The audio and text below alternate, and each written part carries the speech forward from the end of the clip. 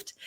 And welcome to the Building Movement on OPCAT session today. So we have a panel discussion today that is going to explore the importance of Canada ratifying the United Nations Protocol to the Convention Against Torture and Other Forms of Cruel, Inhuman, or Degrading Treatment or Punishment, which is a very long name. And so we usually shorten it to OPCAT. And this protocol lays important foundations for monitoring and oversight of conditions of people held in detention, in many places of detention, actually. And so it wouldn't only apply to prisons and jails. We will also explore the history of advocacy on OPCAT and the importance of this mechanism for people who are incarcerated, and even broader for Canadians, and how we can work together to advance our efforts forward on this important front. And now it sounds very technical, everyone who's watching, but truly for those of us who are involved in the advocacy piece on OPCAT, we find it very scintillating and exciting. And so I'm glad to be joined today by Charlotte-Anne Malischewski, who is the Interim Chief Commissioner at the Canadian Human Rights Commission. And I'm also joined by Monette, who is the Executive Director and General Counsel at the Office of the Correctional Investigator, Keti Nivyabandi, who is the Secretary General of Amnesty International Canada English Division, was not able to join us today. She sends her regrets. She has another important in-person event that she has to be at today. But certainly if you're interested in Amnesty International's position on OPCAT, you can find it on their website. So Charlotte-Anne, I might ask you to unmute if you aren't already, and just introduce yourself a little bit further. I know that your current role is that of Interim Chief Commissioner, but tell us a little bit more about yourself before we dig in. Sure, absolutely. So for anyone who's listening and not watching, just introduce myself a little bit. So I've got brown hair, I've got round glasses, I'm wearing what looks to me like a pink blazer, looks a little purple on the screen, and I'm a white woman. I'm joining you today from the unceded traditional territory of the Algonquin Anishinaabe peoples, in the city we now know as Ottawa. So a little bit about myself.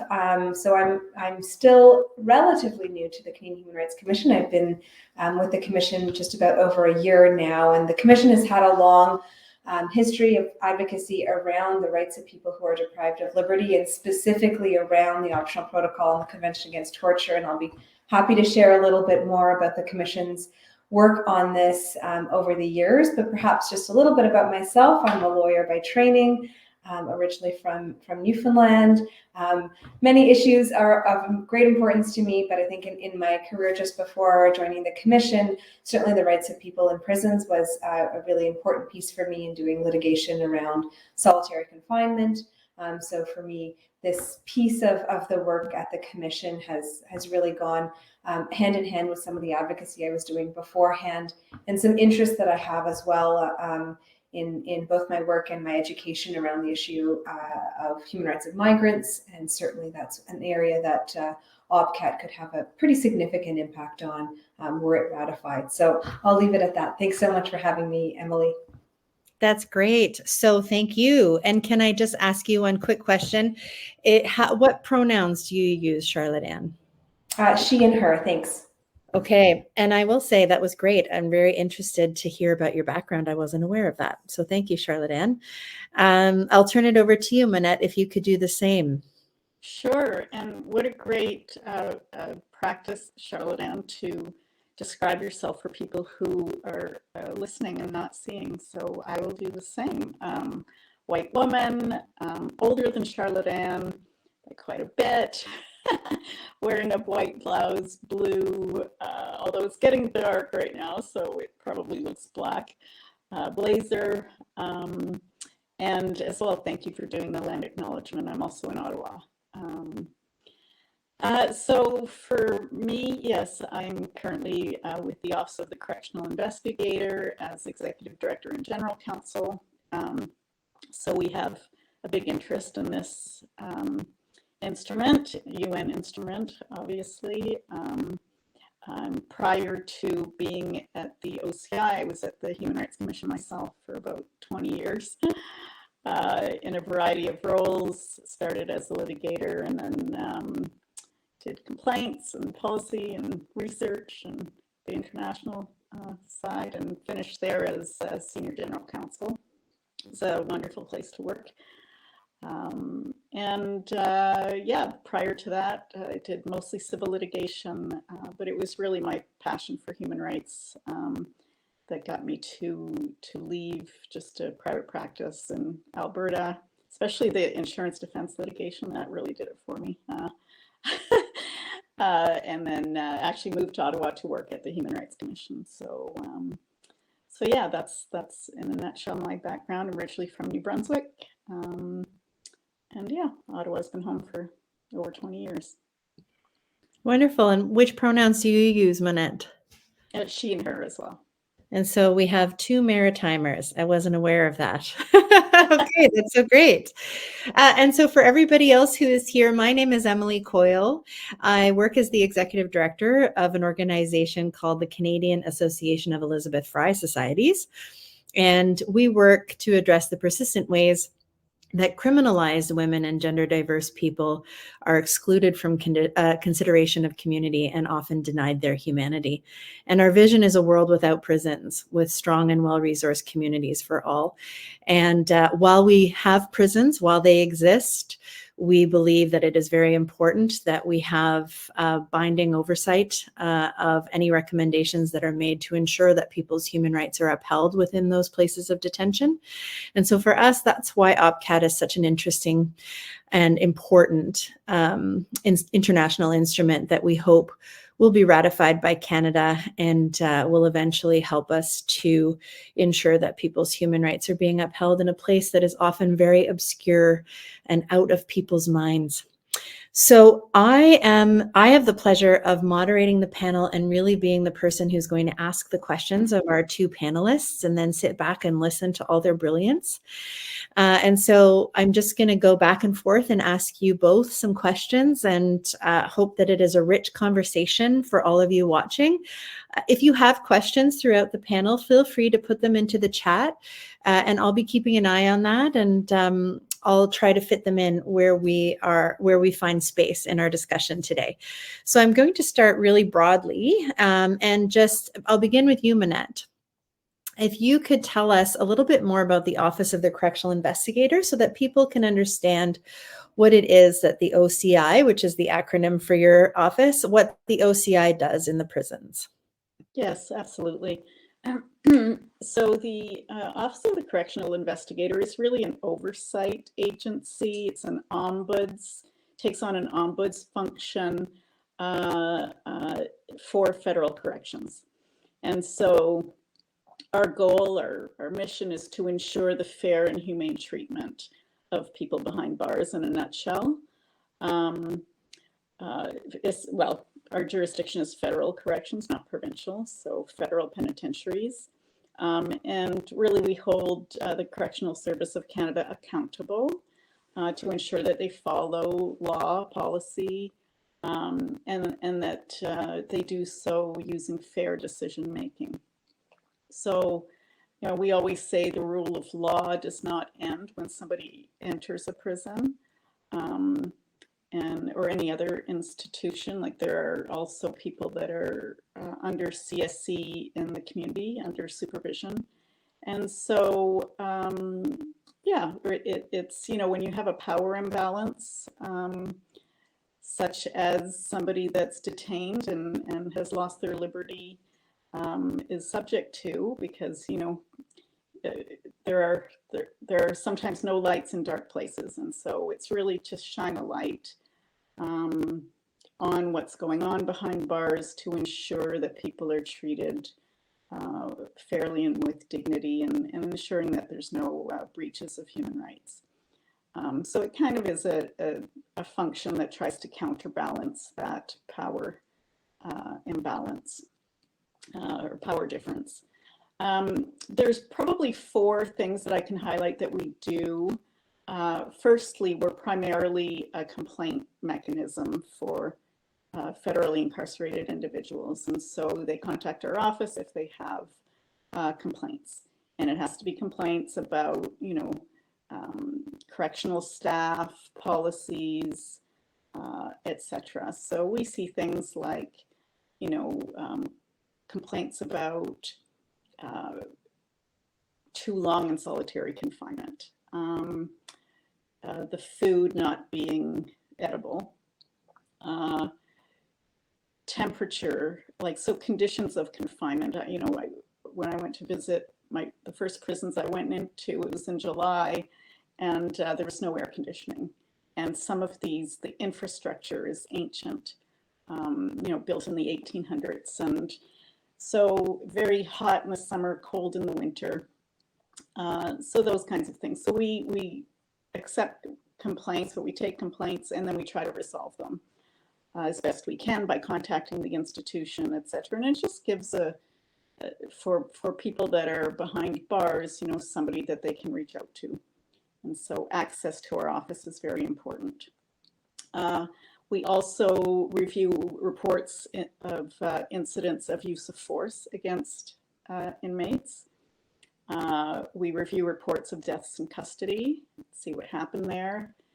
Sometimes if it's a preventable death, then we'll issue a report to Parliament, a special report, or we'll include it in our annual report. And we also research and investigate issues that are systemic in nature. And these research findings usually end up being the bulk of our annual reports to Parliament. And they it's a wide range of issues that usually stem from complaints, and we identify trends and then realize, what, we need to do a deep dive on this issue. One of them that we did a couple of years ago, just as an example, was use of force against Indigenous and Black prisoners and how they were way overrepresented in incidents of use of force. And so it just provides, a picture of what's going on for the public and for government as well, in order to try to see, what needs to be addressed to ensure that that law and policy is adhered to. So that's it in a nutshell. That's wonderful. Thank you. And I didn't tell everyone that I also use she and her pronouns, and I am in the dark in a house that doesn't have any power. So I have many candles around me. If you're wondering why I'm lit up in this way, for those of you who can't see me, there's a very sort of witchy glow happening in my house.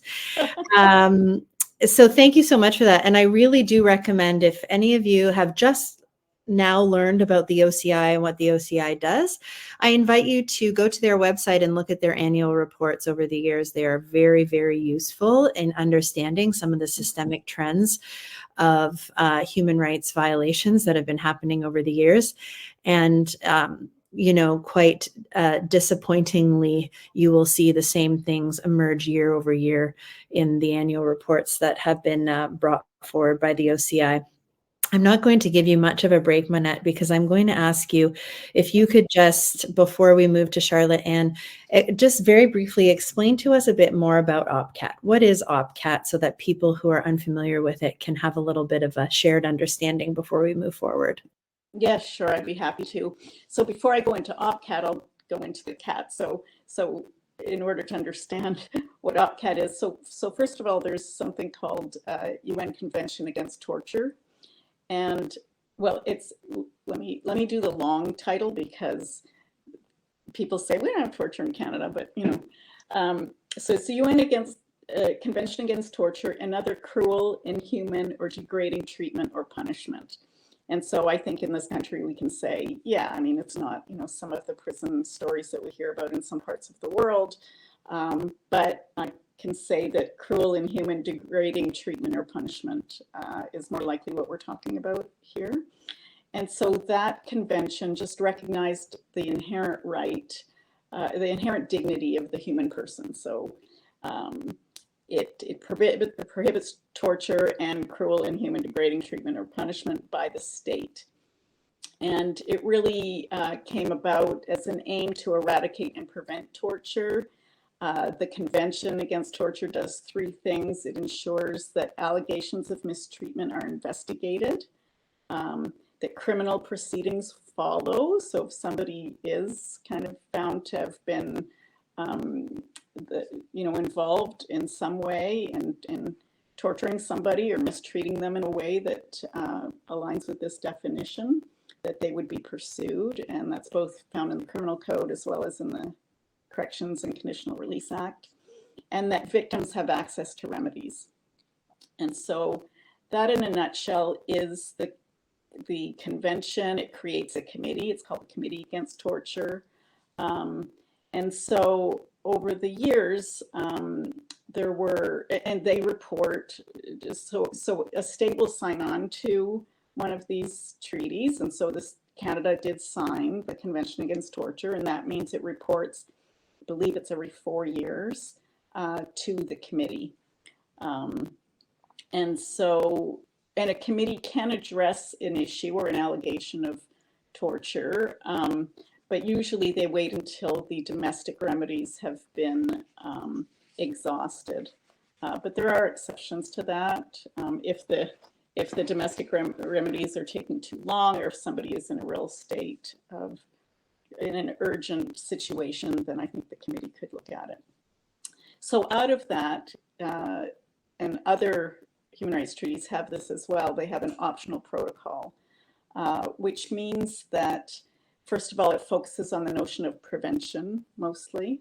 And the Committee Against Torture recognized that we needed a stronger protection against torture or other mistreatment. And in order to do that, they put in place this optional protocol, which allows for a mechanism to be in place so that so now you've got a subcommittee, Convention Against Torture, it's under the OPCAT, and that this subcommittee would have unfettered access to places of detention to visit, as would, the second part of it, a national preventative mechanism. So you have then access to places of detention from an international body as well as domestically. And so that happened in 2006. OPCAT was born. And Canada voted in favor of that at the UN. However, what happens is, even though Canada voted for it, it doesn't mean it's signed on, that's why we're here, because it still hasn't done so since 2006. So yeah, in a nutshell, the OPCAT, there are two elements to it. One is establishing a system of regular visits by mostly independent, international and national bodies to places. And, we can talk about this a bit, but places where they're not just prisons, as Emilie had said, they're places where people are deprived of their liberty, so they're not free to leave. So that can encompass a wide range of places. And so, yeah, so that's the first thing, unfettered visits, and that requires, probably changes in legislation. If you look at CBSA, RCMP, Department of Defense, anywhere that has places of detention, their legislation would have to be amended to allow for these unfettered visits. So you can see why it's not, why the government would resist if it's not the right time, or, as we all know, getting legislation amended is pretty difficult sometimes. And then the second part, other than unfettered visits, the second part of that is ensuring that they designate, so the state, in this case Canada, would need to designate at a domestic level a national mechanism. It's called a preventative mechanism that would probably coordinate with the subcommittee, and that would have unfettered access to places of detention for the purposes of inspections. And so ideally unannounced. So we go into prisons all the time, and we let them know we're coming for two reasons. One is that most of the time we go there, it's because we have complaints and we want to meet with inmates, and we have to give notice because they have to get their pass to come down, they have to be escorted, and so there's a little bit of logistics around just showing up and meeting with prisoners. But there's also sometimes some security issues, and so yeah, this, you know, we all, I can imagine what my house would look like if I thought somebody might show up unannounced regularly. So it's kind of the unannounced visit, I think, is critical. If anybody has loved ones in either a place of detention, you know, nursing homes, etc., I think we would all feel more comfortable knowing that we could go anytime without having to announce a visit. So yeah, so that's in a nutshell what the OPCAT is. That's very helpful. And I think I'm glad that this has been recorded, because I think we can play this over and over again for anybody who has an interest in really getting to the core of an understanding of what OPCAT is. So thank you very much for that. I'm going to turn to you now, Charlotte Ann, and I'm curious about the Commission's involvement in advocacy around OPCAT. How did your organization become involved? Yeah, absolutely. And here, I'm sure some of the credit is owed to Monette herself, who was at the Commission, as you know, before joining the OCI. So folks may be familiar with the Commission in different ways. We are Canada's national human rights institution. And so we have a broad mandate to promote and protect human rights here in Canada. And that gives us the ability and the responsibility pursuant to the Canadian Human Rights Act to raise awareness and to speak out on matters related to human rights across the country. So we wear many hats, and you may be familiar with our complaints function or some of our new mandates around housing, pay equity, accessibility. But one of the longstanding responsibilities of the Commission has been in monitoring Canada's compliance with our international human rights obligations. And that includes international human rights instruments that Canada is a party to, as well as those that it hasn't yet ratified, like OPCAT. So the Commission has been long advocating for Canada to ratify OPCAT without delay, and we've been using, tools that are at our disposal at, here in Canada, as well as at the international level, to try to affect that change. And so we've been advocating for it in a variety of submissions to international bodies. So that includes the Committee Against Torture that Monette was referring to some of the special procedures mandates, which for folks who may be less familiar, some of the ones that would include are the Special Rapporteur on the Rights of Indigenous Peoples, and the Special Rapporteur on Contemporary Forms of Slavery, both of whom visited Canada in the last year. And then most recently, and this has been a real focus for us, to the United Nations Human Rights Council as part of Canada's fourth review in the Universal Periodic Review process. And I'll just take a moment to explain that, perhaps, if that's of interest later on. But really what we have been doing throughout is trying to do what Monette was saying about shining a light on places that where deprivation, when there are situations of deprivation of liberty, those are often places where the human rights issues are really urgent, but they're not always acknowledged, understood, or really the focus of public attention, and therefore political will. And so we've been particularly focused on this because of the way that the experiences of people really, as we look from sort of an intersectional lens, in situations of deprivation of liberty. So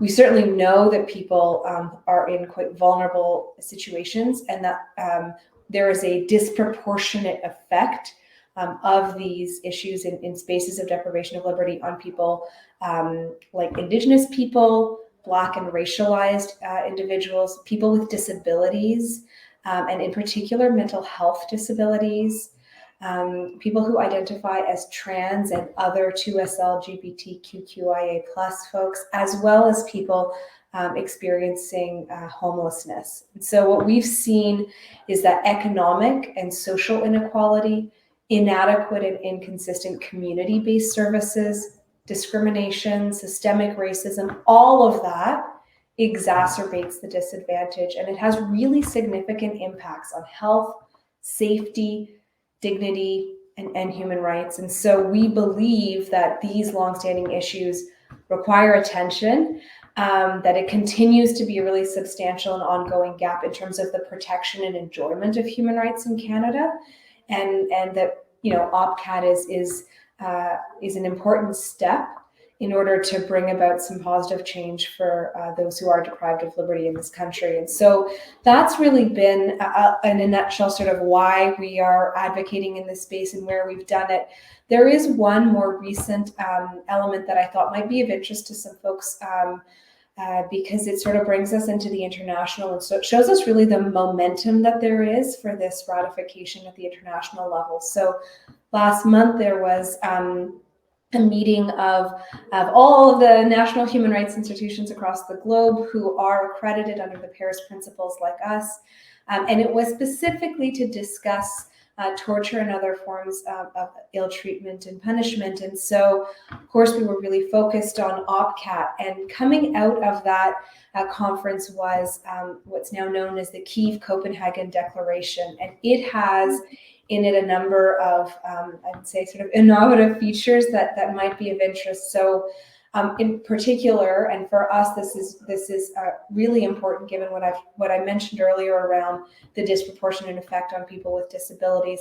It highlights the synergies between the United Nations Convention on the Rights of Persons with Disabilities and OPCAT.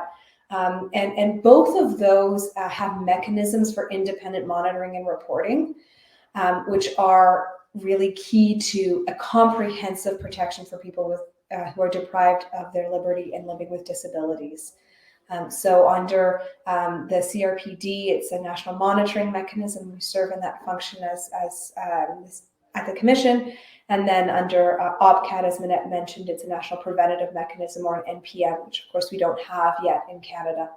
So that was important. The other piece is that, you know, all of the NHRIs agreed that there's really importance in paying particular attention to the heightened vulnerability and intersectional impacts on particular groups, and the importance of taking a victim-centered and trauma-informed approach. So, you know, those are some guiding principles that came out of those meetings, and I think both speak to the potential of ratification of OPCAT, but also sort of what we should be doing if and when Canada does ratify. I hope that's a bit helpful in terms of the Commission's role in all of this, at least so far.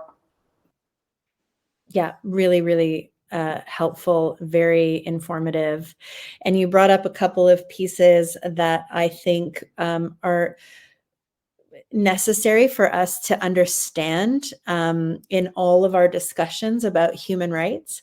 And I find it very I'll tell you what they are, but I'll say that I find it fascinating that when we are engaging with international human rights instruments, that sometimes the advocacy work that's happening at the state level is more advanced than the advocacy that's happening at the international level. And so I say this because you mentioned intersectionality and you mentioned victims' rights. And when we look at, I'm going to be asking you about the Universal Periodic Review, which you did mention, because I think this will be important for people to understand, because it is very timely for us to speak about the Universal Periodic Review of Canada's human rights at the Human Rights Council.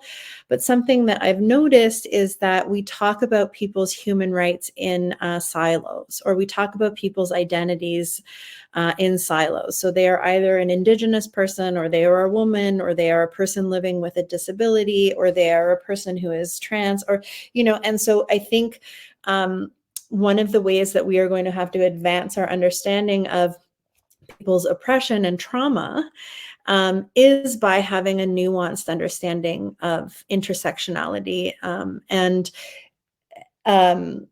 when you talk about the rights of victims, most of the people who are in places of detention have often been victims of harm many times in their lives before they've ended up in places of detention, and continue to be harmed by the state actors who detain them.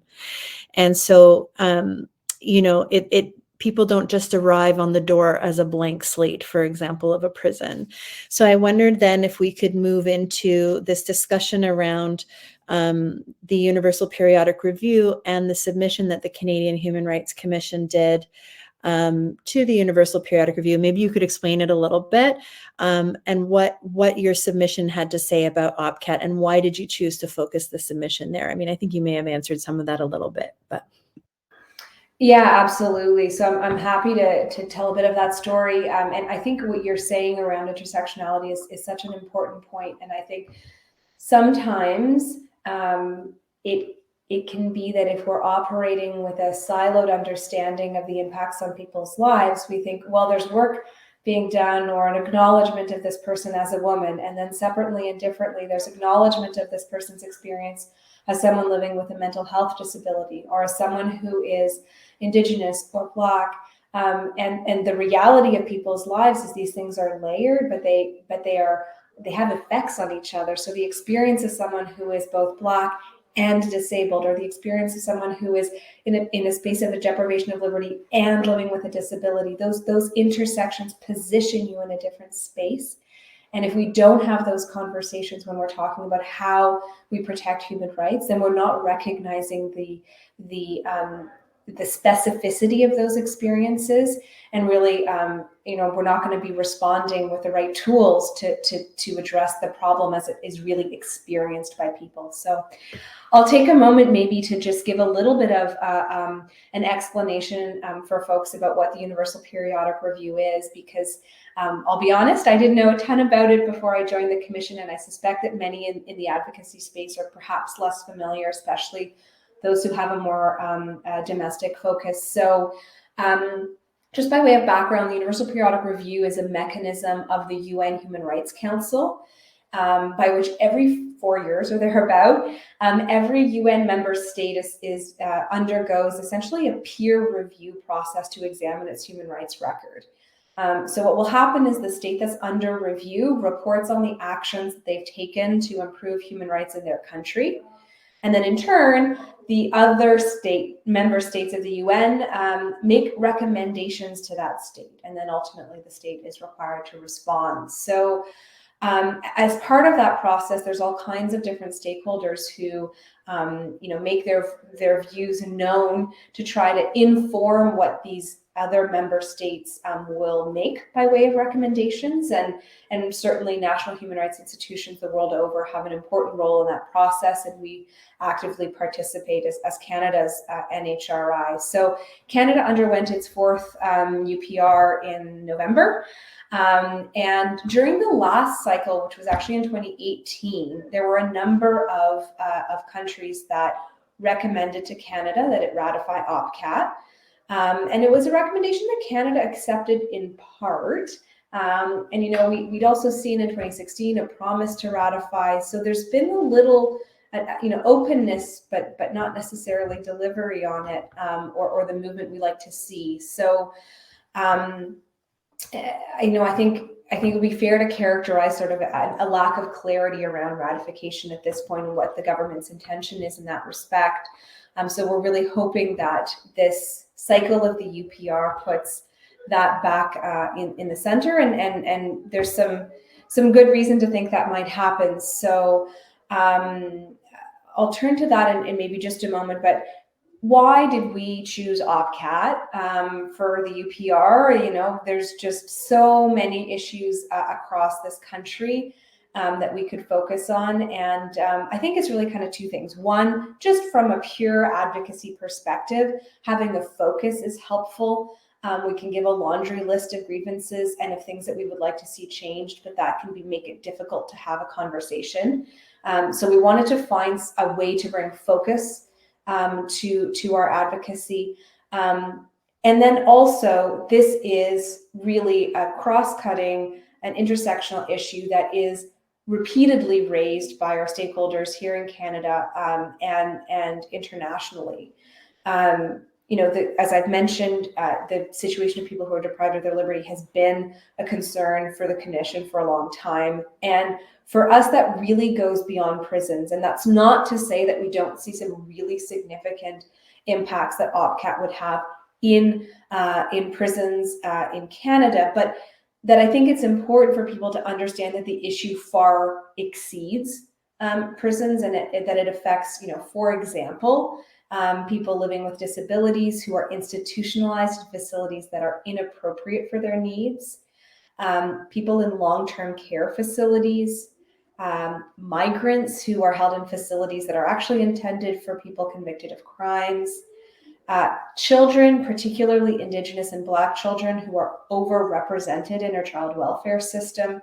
So really it is, about deprivation of liberty in a broader sense. And at the moment, the current, oversight and monitoring system in Canada, quite frankly, is inadequate.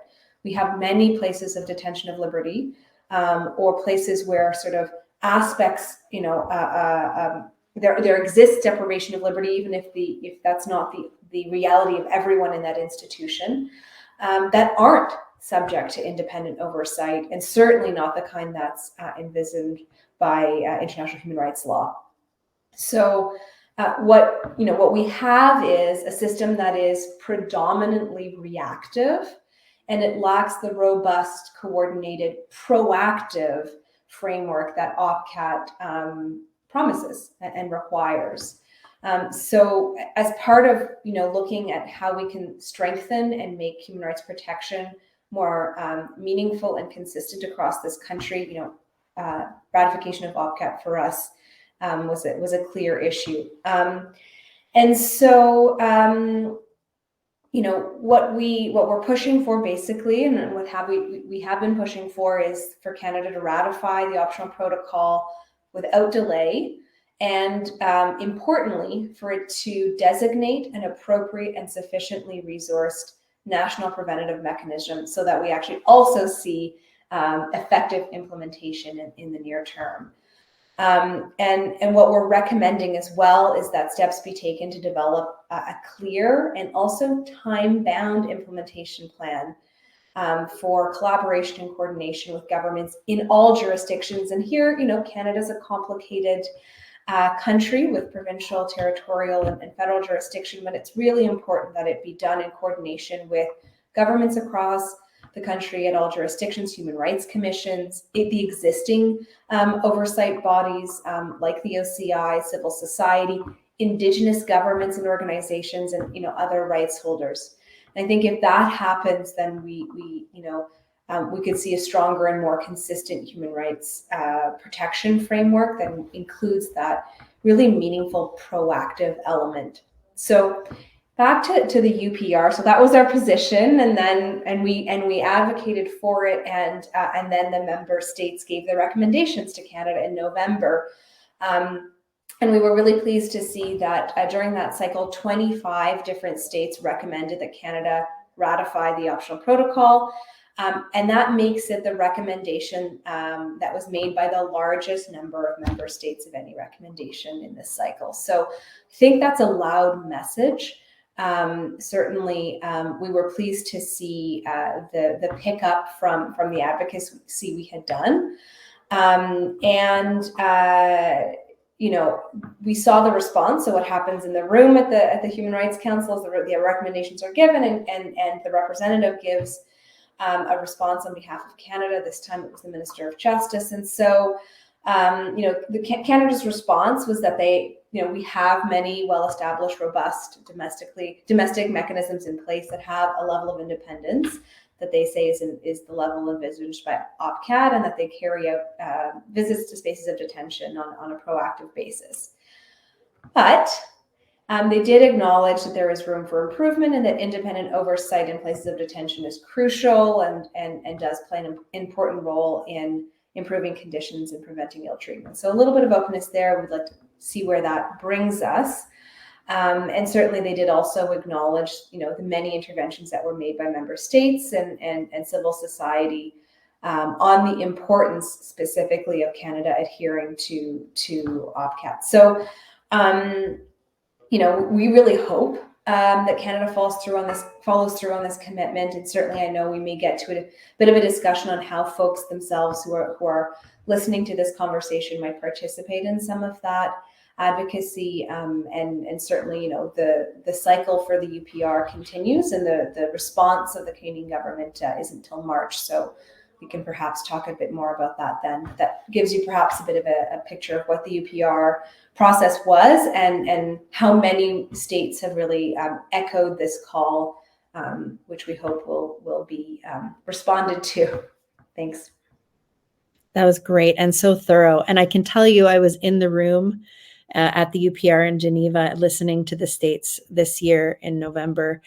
And it was quite interesting because the delegation was making their comments from Canada, and they had a representative from public safety who was assuring all of the states that we no longer had segregation in Canada because it had been replaced by the structured intervention unit regime.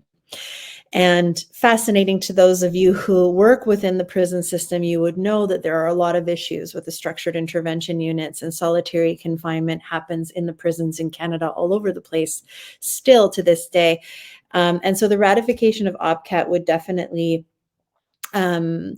address that issue. But more broadly, the ratification of OPCAT touches on a number of issues that are really important for human rights overall, because people who are detained in this country are by and large Indigenous peoples who are still experiencing the effects of colonization, Black people, poor people, people with mental health disability, etc. So it really would, the ratification of OPCAT would touch on so many of these big issues that we really need to address, and would shine a light on that. And so, Monette, I'm interested for you, if the ratification of OPCAT were to happen, how would it change and affect your daily work? So to just put that in context, I think I had some people at the office checking it. I think there are currently 700 places of detention in Canada. So it just gives you an idea of, what's needed in terms of something proactive. So we are so limited as a micro agency to go into 43 federal institutions. And we don't have the resources nor the mandate to do kind of more proactive work. I mean, we try to do it, but it's really off the side of our desk. We're a mainly reactive complaint run organization. And Charlotte knows what that's like. To try to do more than that with a small agency is very difficult. And so, I thought I would like to point out too that what are the standards that people are looking for? Like, it's not that somebody's necessarily hanging upside down by their toenails. Like, what are we talking about when we say mistreatment?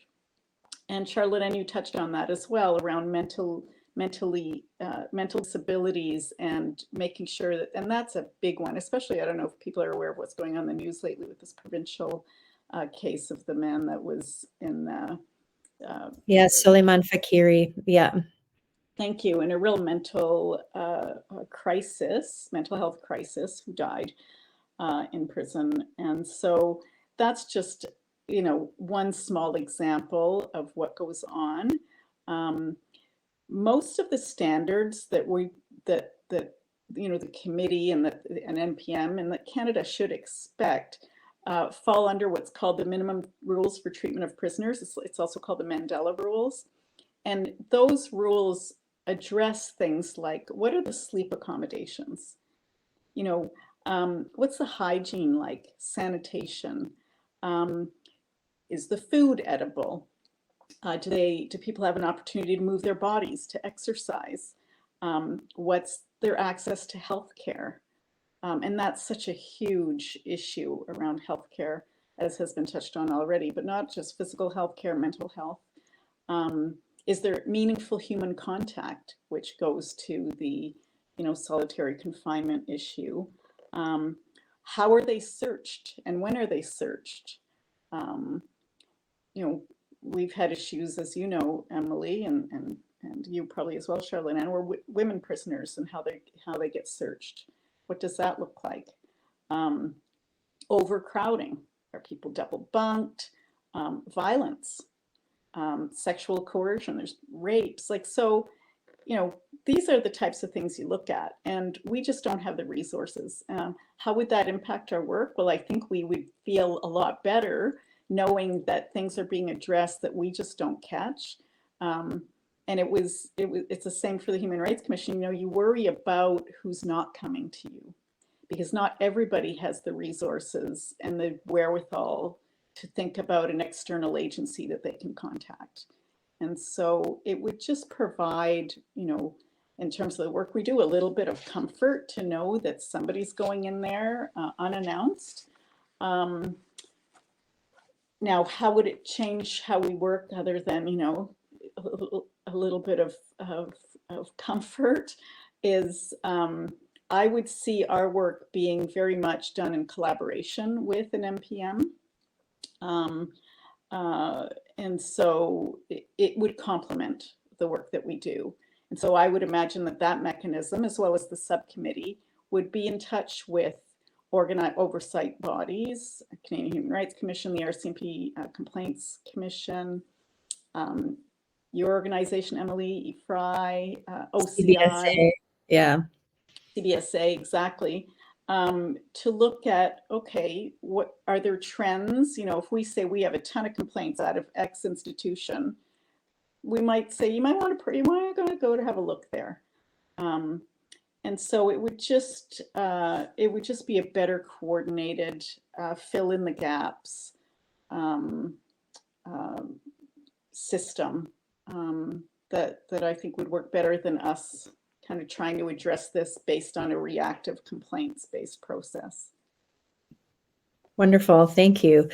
And you know, you did bring up overcrowding and Souleymane Fakiri, which brings to mind for me a lot of the advocacy that's being done by the local and regional Elizabeth Fry societies across the country and others as well, to bring attention to the conditions of detention in the provincial jails, which are quite atrocious, and where most of the people who are incarcerated in Canada spend their time.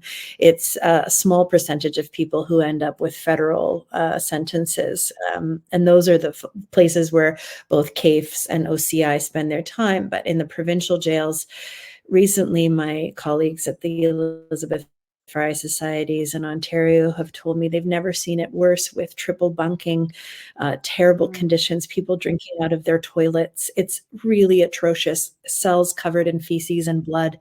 And so, you know, there doesn't seem to be a will to make any of the changes that are necessary to treat people with dignity and to recognize their humanity. And certainly the case of Souleymane Fakiri has really demonstrated how that has been an issue. And he is not alone in being a person with a debilitating mental health crisis. He was in him and advocate for him.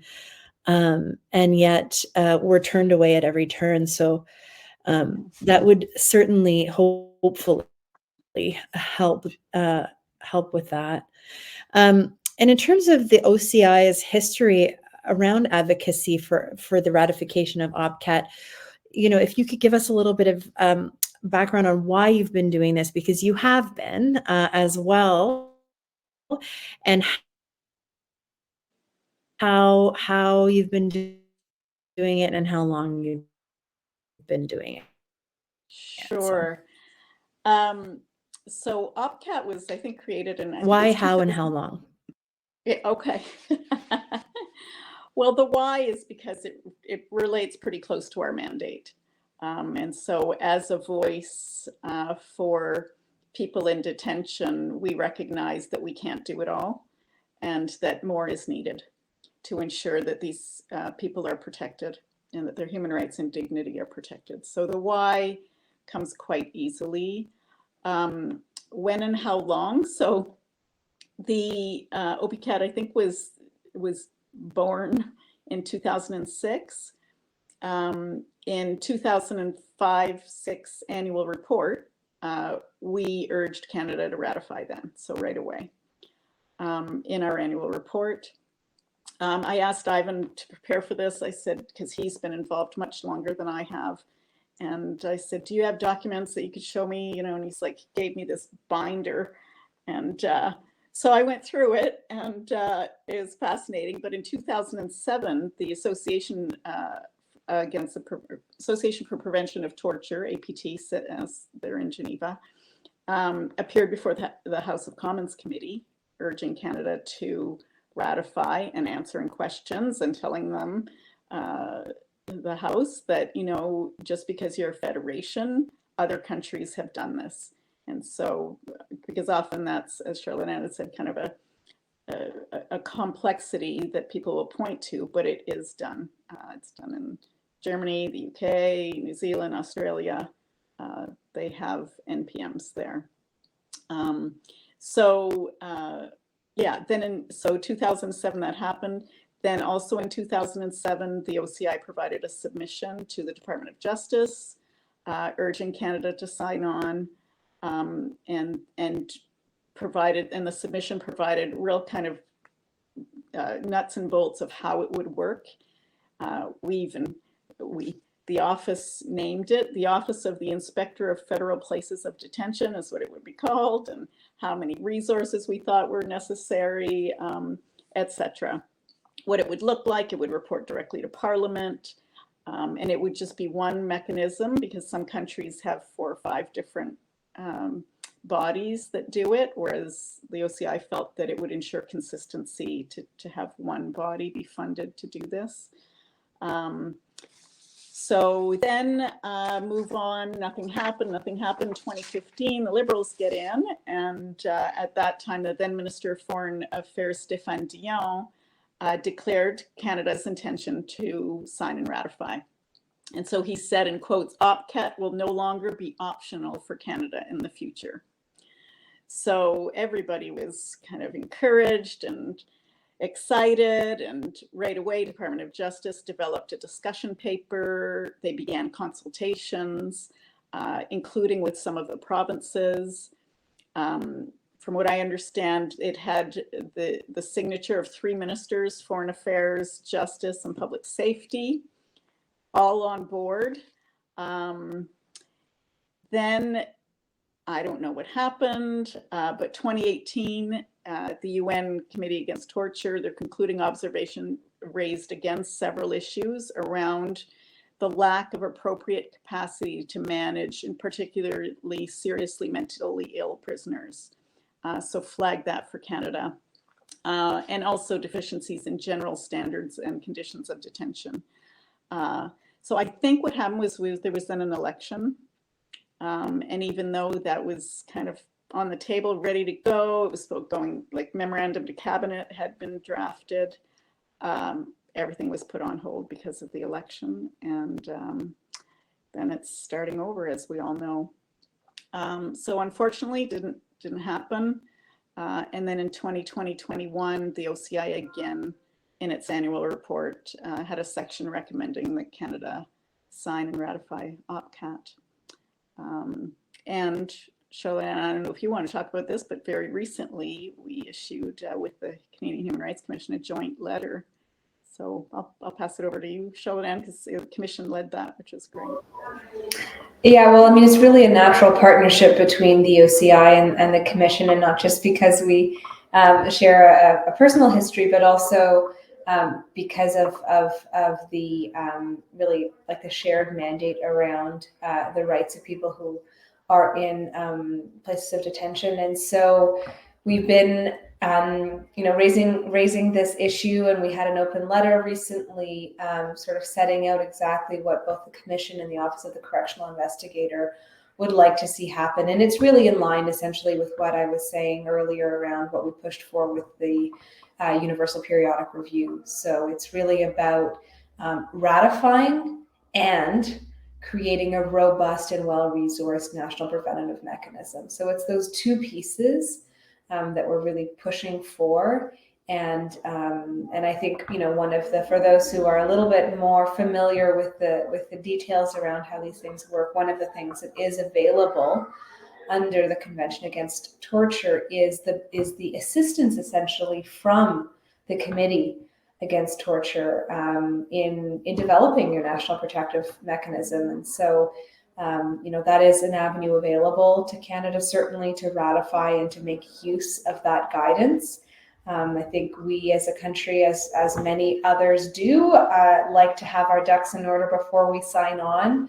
But certainly that's another way to go about it, given the admitted complexity of having a meaningful national preventative mechanism that's truly able to access all places of detention in all jurisdictions. Great. On that note, I wonder if you could talk a little bit about the issue that Monette raised, which was one of the reasons given for potentially not ratifying, which is our federalism. And if you could just talk a little bit about that, and maybe that in the context of other gaps in advocacy for OPCAT. Sure, and I want to be clear, the Commission doesn't have sort of quite the same approach as the OCI in terms of having a specific vision as to what the national preventative mechanism should look like, where it should lie, and how it should be structured. There are, we see as absolutely crucial that it be truly compliant with the Optional Protocol and the Convention Against Torture, and that sets out the parameters for that compliance. But there are different models that the Commission would be certainly supportive of, and it's really up to Parliament to come up with the way that they want to do this, and we are happy to lend our expertise, and I might say keen to lend our expertise on what that could look like and what the benefits and drawbacks of different models might be. Certainly, Canada is a country with essentially 14 jurisdictions. So we've got all the provinces and territories, and we've got the federal jurisdiction, and that's complicated. And, there is no doubt that, the hardworking folks at the Department of Justice have a nut to crack on that one, but it's not impossible, and it has been done elsewhere. And, this is perhaps a situation where, perfect ought not to be the enemy of the good, that we ought to ratify and first do that, and then develop a national protective mechanism and work through some of those kinks that will require engagement, between the provinces and territories and the federal level. Perhaps for those who are trying to understand, why would that be a hiccup with OPCAT versus other mechanisms like the national monitoring mechanism under the Convention on the Rights of Persons with Disabilities. I think the difference really here is the ability to go in, do visits unannounced, right? The door needs to be unlocked for you if you are to enter, and quite literally so. And that's going to have to be true, across the country. But there are ways to bring into force things gradually and to work across our provincial, territorial, and federal jurisdictions. And there is, I think, there's a way to sell this not just about prisons, but about other places of detention, so that Canadians can understand why this matters. And I think that is key to it. But again, we don't have a particular position as the Commission as to specifically what the national preventative mechanism ought to look like. We think that the protocol itself sets out the standards, and that in consultation, again, as I mentioned earlier, and I think this is so important, benefiting from the Committee Against Torture's expertise, certainly, but also working with the people in community, with Indigenous governments, with provincial governments, with, across sort of the civil society and advocacy spaces to understand what the needs are and to respond with a mechanism that works in our jurisdiction. And that's going to really bring about the kind of change that this proactive mechanism has the promise to deliver. Wonderful. I know you can't hear me because I'm muting myself, but the whole time, both of you, I'm making lots of encouraging noises and sounds throughout. So it's always just a little bit awkward in the online space. I don't know also if you can see, but Kabirat a while back wrote that focus and advocacy is important. And I think that was speaking to your point, Charlotte Ann. You're able to make a lot of impact that way. And so I invite others who are still in the room, if you have any questions, if you have any thoughts, again, feel free to put them in the chat and I will be certain to share them. I wonder if we can still keep on the theme of gaps in advocacy. From your perspective, Monette, what are the gaps in advocacy that exist with the ratification of OPCAT? Well, one of the things, it's hard to do because everybody's so overworked and under-resourced, but proper partnerships between similarly placed organizations that kind of are looking to have the same type of rights realized and protected is really important, because to try to go alone, it doesn't have as much of an impact. And so an example was OCI with CHRC. Also, our last annual report, we ensured that the National Indigenous organizations were up with us, supporting our annual report. So it just, I think power in numbers is important. And so I would urge, civil society, NGOs, involvement in education, and you don't have to do it alone. I think that partnership is, but it's hard to do. I mean, it takes resources to coordinate and it takes resources to partner. When you're kind of just trying to make sure that you don't go into big backlogs and you're addressing what you need to. So I understand the difficulty, but I think that could be a gap in Canada, and just ensuring that people partner more. And how do you think we can involve more, not just civil society and organizations, but how can just, regular Canadians who are interested in this as a mechanism of oversight? Because throughout the day today, we've been talking about human rights in prisons, and people have been asking, what can we do? And so for those people who are saying, what can we do? Is there something in particular about OPCAT that they could do? I'll ask this question to both of you, and whoever wants to take it first. You're being so yeah. Okay, Monette. Okay, Charlotte and Monette. Okay, well, I'm happy to take maybe a little bit of a crack at that. And I really echo everything Monette has been saying about the importance of partnerships as ways to fill the gaps in advocacy. And if I might just add on that, it's not just about power in numbers, but that's part of it. But it's also the different experiences and lenses that we bring to this work. And if it's partnering, for example, with an organization that is going into different spaces, that is having different conversations, that also enriches our ability to understand the complexity of the current situation, and to advocate for tools that are properly responsive to that. So to really know what's going on with migrants, to know what's going on with people who are living with disabilities and being institutionalized, to know what's going on with people in prisons, provincially, federally, et cetera. And so in terms of what people can do, I'm happy to talk a little bit about some of the sort of concrete things. And I think really at the core of my message is storytelling.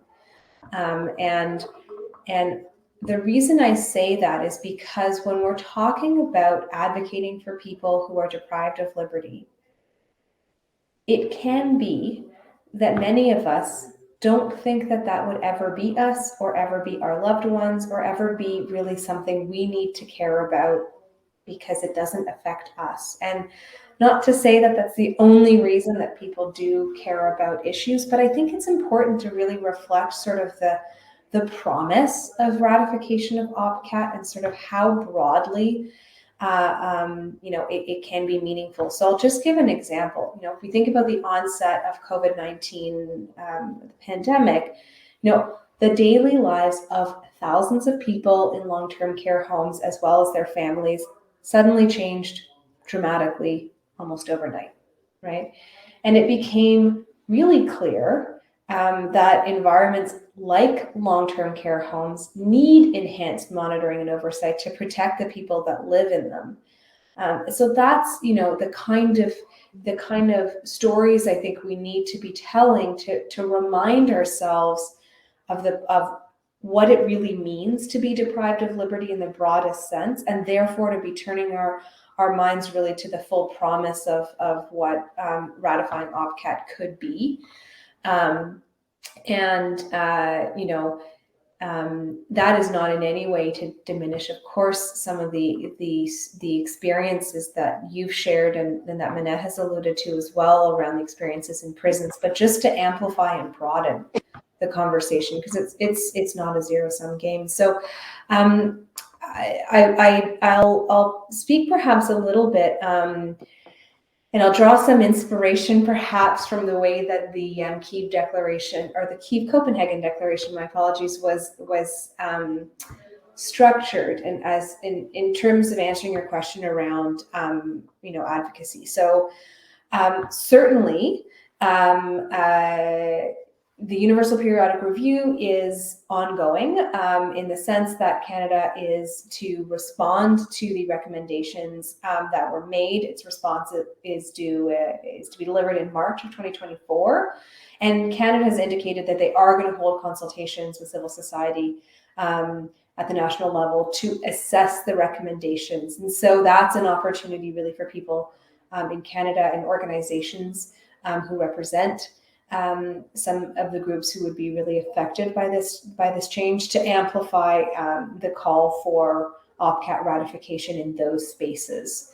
And so, as we think about how to advocate, the Kyiv Copenhagen Declaration has got a section on promotion, a section on protection, and a section on cooperation and partnership. So if I might draw some inspiration from that, I'll just speak to each and say, if we think of promotion, engaging with UN and regional human rights bodies and mechanisms, including treaty bodies, the special procedures. So for folks maybe less familiar, that's like the special rapporteur on X issue.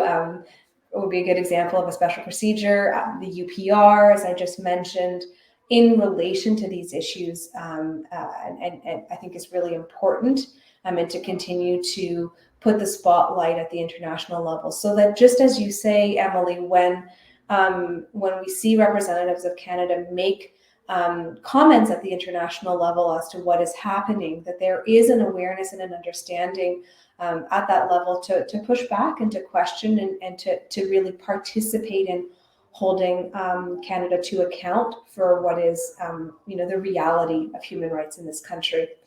The second around protection, and maybe this is for any researchers on the call or who are going to watch this later. So certainly another way to engage could be through assessing the impacts of the use of new and emerging technologies in relation to the deprivation of liberty and experiences of torture and other ill treatment. That's an area that certainly was a bit new in the Kyiv Copenhagen Declaration. And that includes, say, for example, the use of artificial intelligence in decision-making, facial recognition technologies being used by police and security services. And of course, we're seeing a proliferation of online hate and disinformation. So those are I think, important questions, so that we are already turning our mind to what torture and other forms of ill treatment looks like going forward, and that we're looking at the future of human rights. We're not just advocating for mechanisms that deal with the things we already know a lot about, but that researchers are keeping this in mind as they help us understand our current reality and the future we're facing. And then finally, I'll just say on cooperation and partnership, and I can't really say it better than Monette already has, but really, proactive engagements across civil society with arm's length agencies and independent agencies as well. Whether it's reporting, advocacy, petitions, awareness raising, all of those kinds of spaces of advocacy at different levels and in different spaces are really important. And I think, our voice as given the spaces that we're in as a commission and as the OCI, we have particular avenues, but certainly members of civil society have others. Every single person who's watching this is someone who might have an avenue to express some support in their work, in their community, and maybe it's as simple as just having conversations about the experiences that they know about people who are deprived of liberty, and I gave the example of long-term care facilities during COVID, but there's lots of others as well, and those conversations also help public awareness and really are, I think, honestly key to the political will to move this forward. Thanks so much. I'm going to turn it over to you, Monette, and I wanted to just say, Charlotte Ann, the long-term care facility conversation hits very close to home. My granny was in a long-term care facility when COVID hit, and none of us could go in and see her, and she was also not verbal at the time, so we couldn't call her. So it really meant that we were very worried about her throughout that time. And the other place that a lot of people don't think about, but is in dire need of oversight, is the youth detention centers. And if we are going to be preventing ongoing cyclical incarceration in this country, we have to be dealing with it when, as early as possible. So you talked about child protective services, you talked about youth detention. And I think those are the stories that may, really attract people to becoming engaged in this kind of advocacy. And so, Monette, do you have any advice to the lay person in Canada who would like to get involved in this? Mm-hmm. Well, I'll echo certainly what Charlotte Ann said about telling stories. And so if anybody has any experience with a loved one in detention or in long-term care or prison or wherever it is, or they know of somebody, I think speaking out is critical.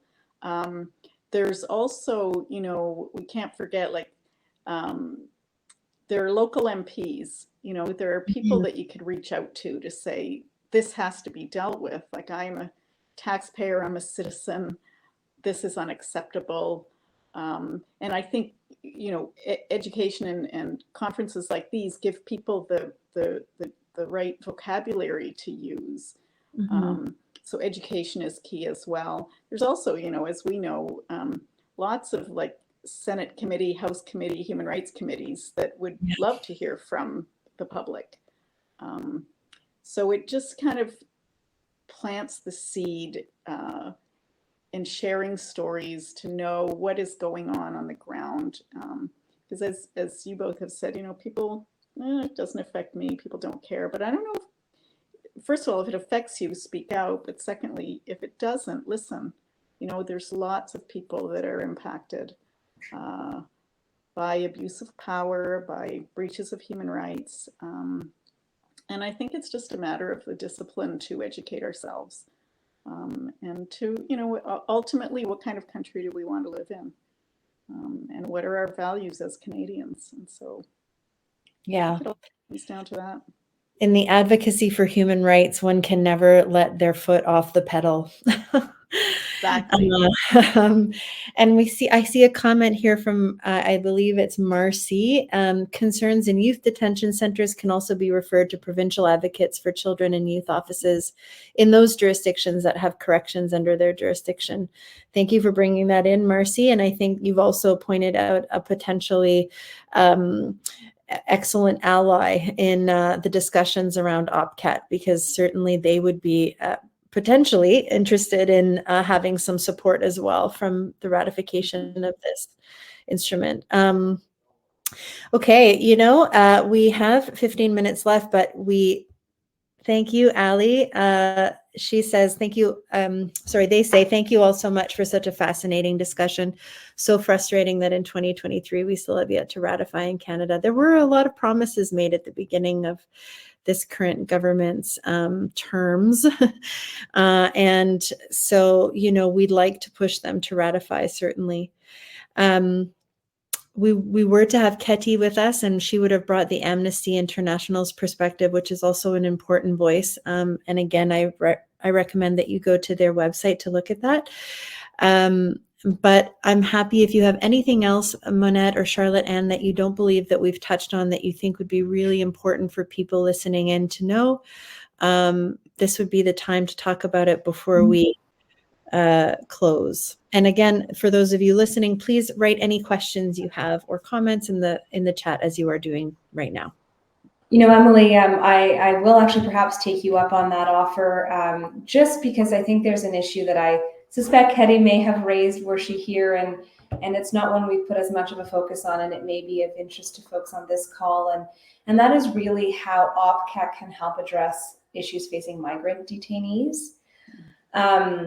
And so, I just to be clear, we don't see the ratification of OPCAT as a full or complete solution to this issue at all.